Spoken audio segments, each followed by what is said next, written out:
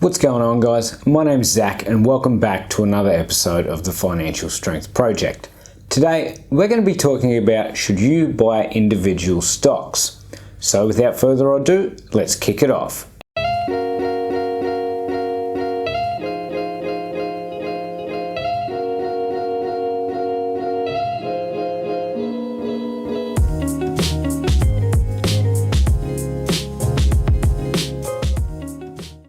So the first point I want to make about this is it's going to come back to this single argument every time.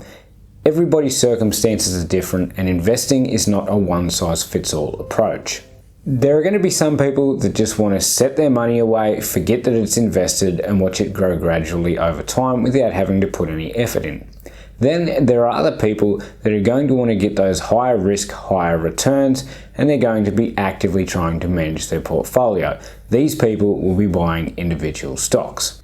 Through reading quarterly and annually reports, using things such as price to earnings ratios, price to booking ratios, and other techniques, some investors feel that they can get an edge on when to know a company is undervalued and therefore use a buy low, sell high technique. There are many people who've pulled this off through history. This has been demonstrated by many individuals such as Benjamin Graham, Michael Berry, Warren Buffett, Phil Town, and Bill Ackman, who've gained phenomenal amounts of wealth by being able to successfully pick stocks. So first, let's run through the reasons why you should buy individual stocks. Complete control of your portfolio.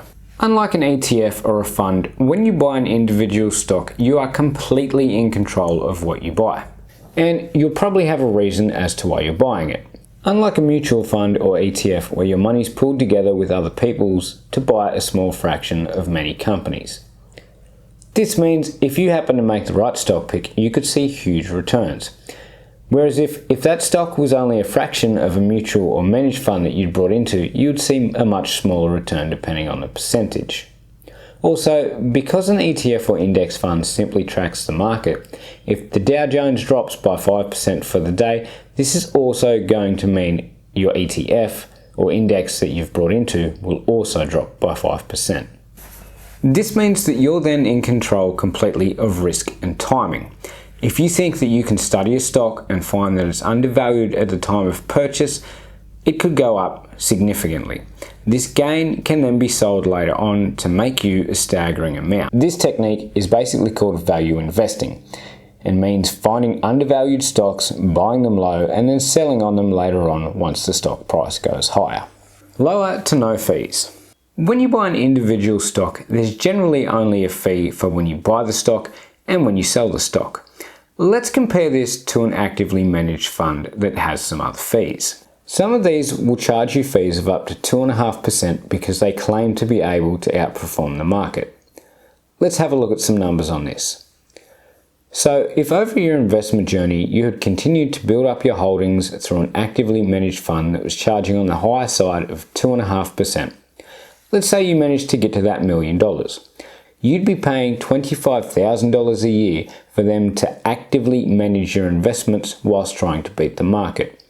I'm sure you could imagine the cost of that every year. Even when you're on your way to getting towards such a number, it's going to be quite a large amount that's eaten out of your portfolio. And over the long term, this is going to add up.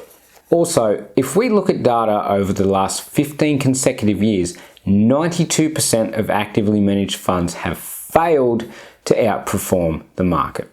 Now let's have a look at some reasons that you might not want to buy individual stocks. Lack of diversification. If you had $1,000 to invest and you put this into an individual company and then that company's sector happens to crash overnight, do you know what happens to your money?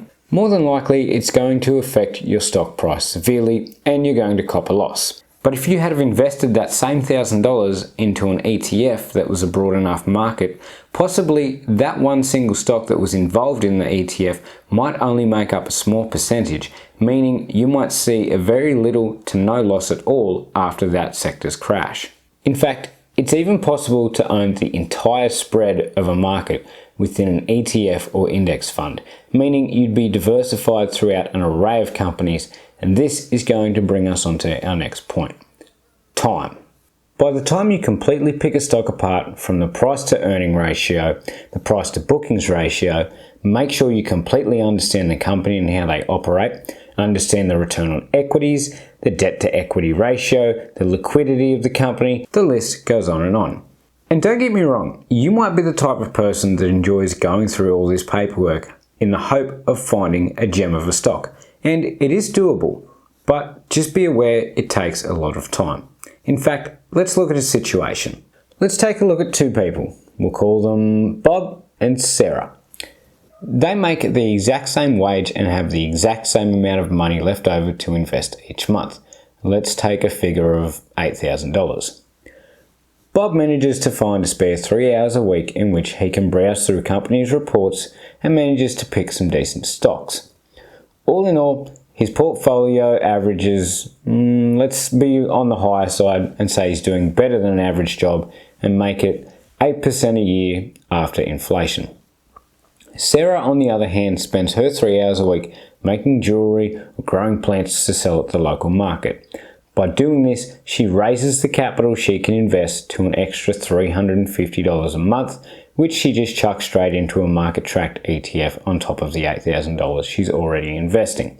Now let's jump ahead 40 years and have a look at the outcome. Bobby Boy has managed to make himself a tidy sum of money worth $2,072,000. All this just from being consistent and spending those 3 hours a week picking stocks. But Sarah, on the other hand, who put her time into a steady side hustle and had lower returns on investment, still managed to come out on top with $2,435,000. That's a difference of over $300,000. So, to finish up on this note, I'm going to say this much.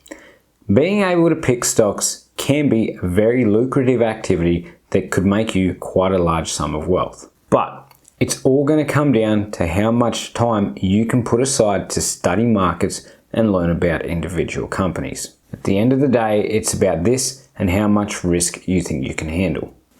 For myself personally, I have over 70% of my portfolio invested in ETFs, index funds, and bond options. This means I've got the remainder of the money put aside for individual stock choices where I think I might be able to do better than the market if I see an opportunity. But even if I was wrong with every single one of those stock choices that I've made individually, it doesn't matter because the bulk of my portfolio is just spread out over the market index.